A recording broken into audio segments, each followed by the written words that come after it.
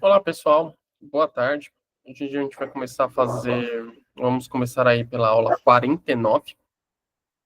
As aulas anteriores estamos falando sempre sobre grandes investidores, grandes pensadores do mundo de investimentos. E hoje falaremos sobre um cara também que é um desses grandes investidores aí do momento, que é o Peter Lynch, né? Que é um dos maiores investidores de todos os tempos, tá?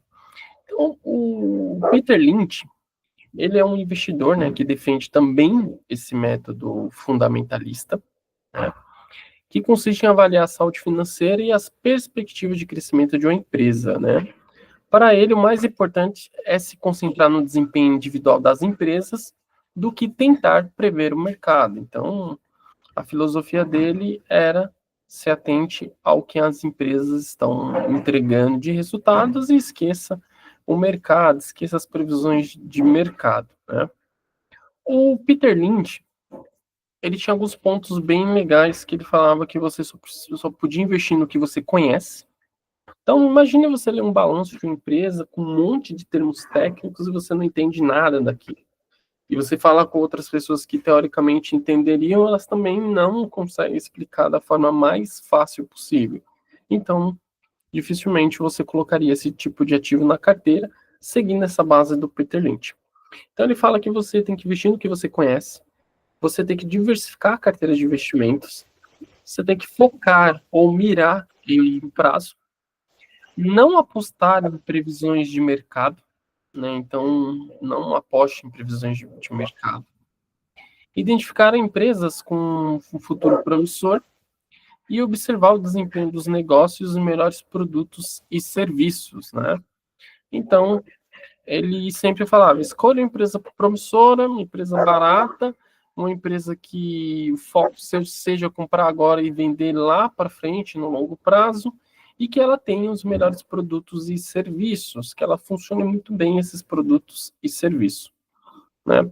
O Peter Lynch também ele recomendava que você precisava identificar empresas de crescimento rápido que podem multiplicar por diversas vezes, né? O famoso team bagger, né? Aquelas ações que podem multiplicar por 10 vezes o capital e evitar as ações mais quentes do momento. Então, todo mundo está comprando Rap Vida, todo mundo está comprando Petrobras, esquece isso.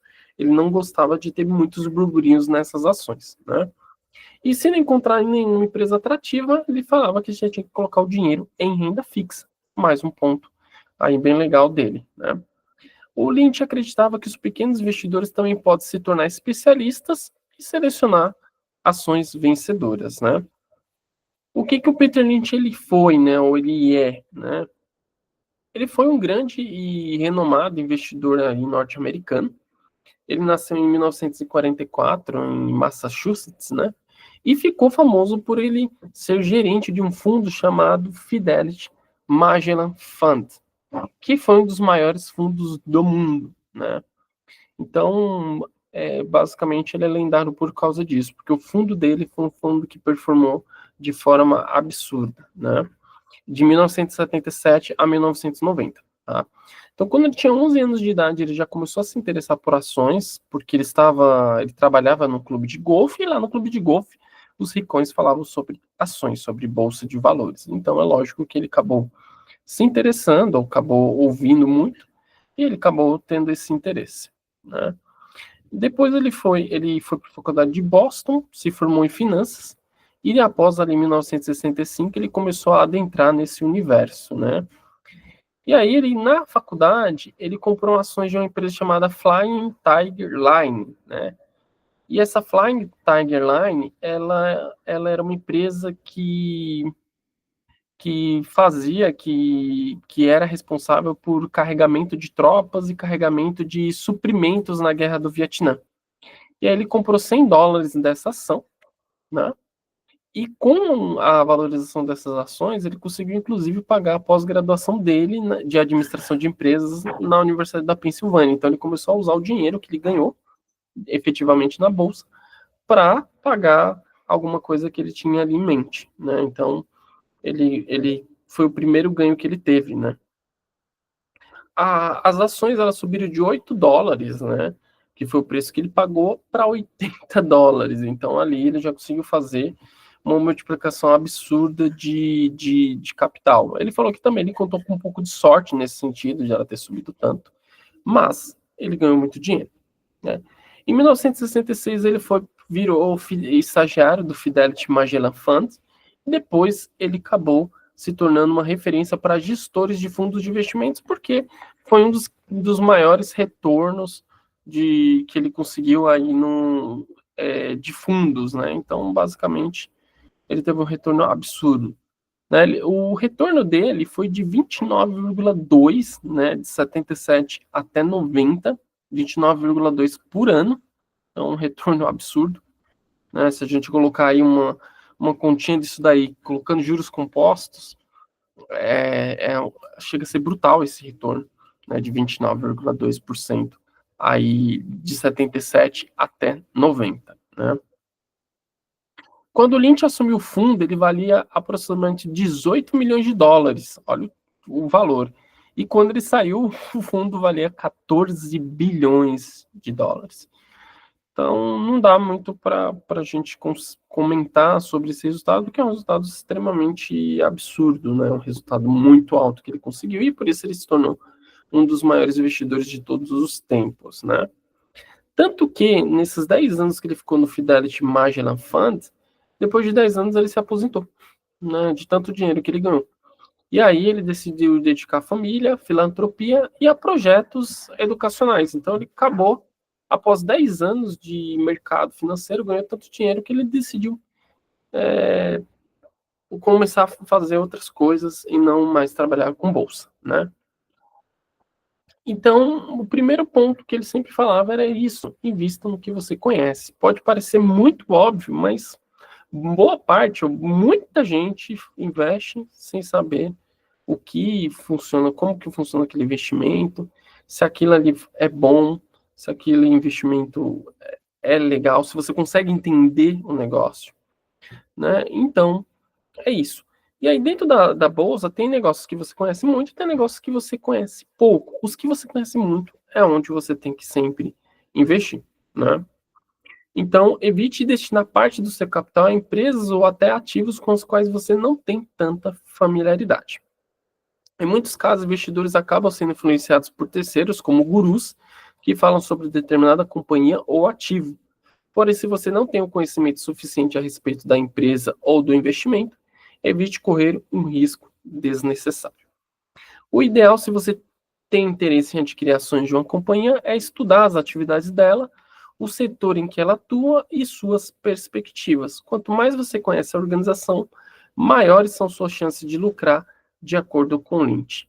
Inclusive, segundo o investidor norte-americano, é interessante que você visite lojas, fale com funcionários e observe o comportamento dos consumidores da empresa antes de fazer o um investimento nela, né? Então, você conhecer a empresa para você investir. E aí, uma frase que resume bem essa lição de Lynch é essa: antes de comprar qualquer ação, você precisa explicar o que está comprando, ou seja, tem que fazer uma tese, né? Eu estou comprando essa empresa porque eu acho ela barata, porque ela tem isso, porque ela tem aquilo. E é nisso que ele sempre se pautou no mundo de investimentos, né? E aí ele fala para você separar. O primeiro passo é justamente investir no que você conhece. O segundo é separar as ações em grupos. Para ele, existiam 6 grandes grupos: empresas de crescimento lento, de crescimento rápido, empresas sólidas, empresas cíclicas, empresas em fase de recuperação e empresas com ativos ocultos, né? Por meio dessa divisão, ele conseguia estudar e entender melhor a relação risco-retorno referente a cada empresa antes de consolidar qualquer investimento. Logo, como investidor, é válido que você também faça esse tipo de separação. Outro ponto é mirar no longo prazo, né? Esperar que os juros compostos funcionem melhor quando essas empresas começam a subir, você vai reinvestindo e puxando aquela cauda de longo prazo. Então, 10, 15, 20, 30 anos com uma empresa, fazendo com que esse longo prazo ela simplesmente exploda e dê um grande retorno, né? Então ele fala assim que no curto prazo sempre o mercado ele é muito difícil, né? Então no próximo ano, nos 2 anos ali é sempre complicado. Então, foque no longo prazo que fica um pouco melhor. Outro ponto é que ele fala que você tem que diversificar seus investimentos em companhias de diferentes setores e tamanhos. Com essa ação, você pode potencializar os seus ganhos e ainda reduzir os seus riscos, né? Então, é outro ponto que ele fala bastante. Aqui, ele até faz, né? Ele até coloca quanto que ele investe em cada um dos setores. Então, crescimento rápido, ele coloca 40%, que são essas team bag, essas empresas que podem multiplicar o capital por 10. Aproximadamente 20% ele coloca em companhias sólidas, 20% em cíclicas, que são normalmente commodities, né? E outros 20% ele investir em empresas de recuperação, tá? A gente não precisa seguir essa fórmula, mas é um método interessante de como que ele divide a carteira, né? De como que ele divide o risco. A quinta lição dele é que o mercado financeiro ele não é um jogo, ele não é um cassino, ele não é um bilhete de loteria. Então, quando você investe em ações, você está comprando partes de empresas que funcionam como seres vivos. Demitem, contratam, crescem, decrescem, sobem lucro, caem lucro, né? Então, tudo isso daí é que você tem que saber que ali não é apenas sorte. Tem que ter um estudo, tem que ter uma técnica, tem que ter um ponto bacana para você poder comprar essas empresas e realmente ter algum lucro legal. Então, ouvir alguém no trabalho mencionar, uma pessoa da internet falou bem sobre um determinado papel, isso daí ele acha que é tudo papo furado. O investidor ele tem que fazer suas próprias análises para entender se o ativo pode fazer sentido na sua estratégia. 6. Nem todas as suas ações obterão bons resultados. Né? Então, assim, ele teve ganhos expressivos ao longo do ano, mas ele não acertou sempre. Teve empresas que realmente ele levou prejuízo. O que ele fala é o quê? Analisar o portfólio, analisar a carteira como um todo, né? Então, se você montar uma carteira equilibrada e diversificada, por mais que 2, 3 ativos se comportem mal, 10, 12, 14 se comportando bem, eles suprem esses ativos que se comportam mal. Então, é mais um ponto aí que o Peter Lynch ele sempre menciona. E 7, não se assuste com facilidade, né? As ações elas oscilam todos os dias, e elas podem ter tanto uma alta considerável quanto uma baixa expressiva. Né? Então aqui é um ponto de ele falar para você não se assustar com o que o mercado está fazendo, com o que o mercado está mexendo. Né? Muitas vezes os investidores ficam preocupados e vendem seus ativos em geral precipitadamente e muitas vezes no prejuízo. E às vezes aquela queda, se você descobrir que aquele motivo da queda não é tão plausível para estar caindo tanto, acaba se tornando motivos de compra, principalmente em ações descontadas, né? Hoje mesmo na bolsa tem ações caindo, apresentando balanços muito bons e caindo 7, 8%. Então não se desespere diante desse cenário de queda, procure entender o motivo que o papel tem caído, o motivo do papel ter caído e avalie se não é apenas uma situação pontual, né? Isso porque você tem foco no longo prazo.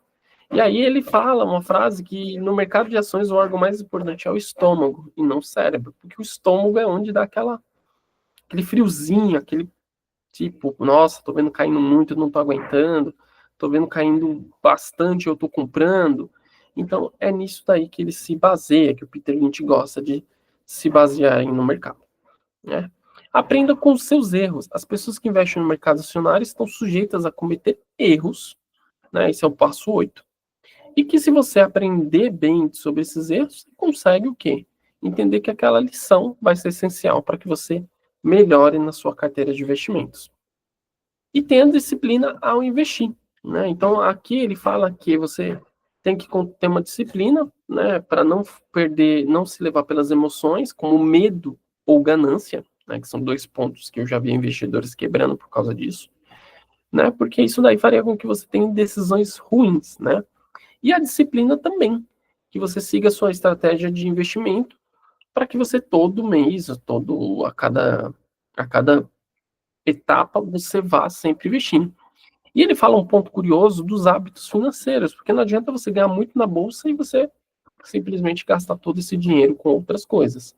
É sempre crucial que no primeiro momento que o seu patrimônio está construindo, você aporte, aporte, aporte, não fique tirando dinheiro desse investimento. Deixa o investimento crescer até um ponto que aí sim você possa decidir de resgatar. Agora, imagine uma ação subindo 30%, 40%, você resgata e gasta todo esse dinheiro. Então, você vai começar do zero de novo. E sempre do zero, sempre do zero. E aí, evidentemente, a sua carteira nunca vai crescer, nunca vai chegar a um ponto, a um nível absurdo, porque realmente não tem como, não teria como você ter esse crescimento, já que você sempre está resgatando todo o capital, né? Então, ele fala para você sempre criar bons hábitos financeiros, né? Como poupar regularmente e manter um orçamento equilibrado. Por consequência, essas ações contribuem para que você sempre tenha uma posição financeira saudável para viver e investir. Então, aqui, esse ponto de todos os grandes investidores que a gente estava investindo antes, o Peter Lynch ele fala de um ponto muito fundamental, que é esse de poupar uma parte do capital, não gastar todo o seu dinheiro, né, investir para quê? Para que tenha esse crescimento nas ações e esse crescimento ele gere mais e mais crescimento. É a fórmula de juros compostos. Os juros compostos é uma curva crescente, né, ascendente, que ele não muda desde que você não mexa nos aportes e nem no valor principal. Então, se você continuar fazendo os aportes e não mexer no valor principal, esses juros vão rendendo cada vez mais até que ele chegue no montante que seja suficiente para você poder falar, agora sim eu posso resgatar isso e viver com esse dinheiro, né? Então, esse ponto que ele fala dos hábitos financeiros seria o ponto mais primordial, talvez, de todos esses pontos que a gente aprendeu na aula de hoje. Então, é isso. Não tem segredo. Se você resgatar tudo que você investe, você sempre vai continuar do zero. E aí vai passar 5, 10, 15, 20 anos e você vai estar o quê? Na mesma financeira. No mesmo padrão financeiro. Se antes, há 10 anos atrás, você estava com R$ 1.000 na conta, 10 anos para frente você estará com os mesmos R$ 1.000. Por quê? Porque simplesmente toda vez que você poupava, você não tinha disciplina para manter esse investimento, para manter esse bolo crescendo.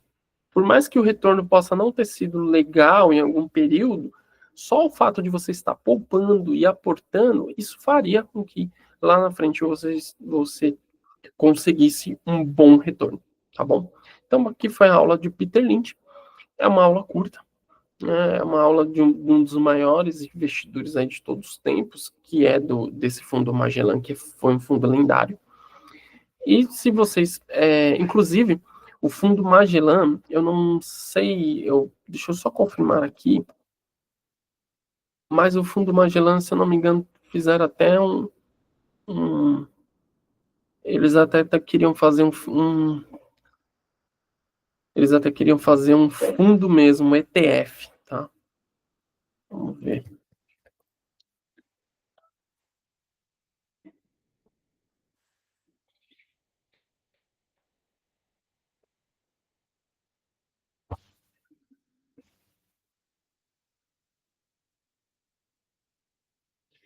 Deixa eu só confirmar se é o FIMAG.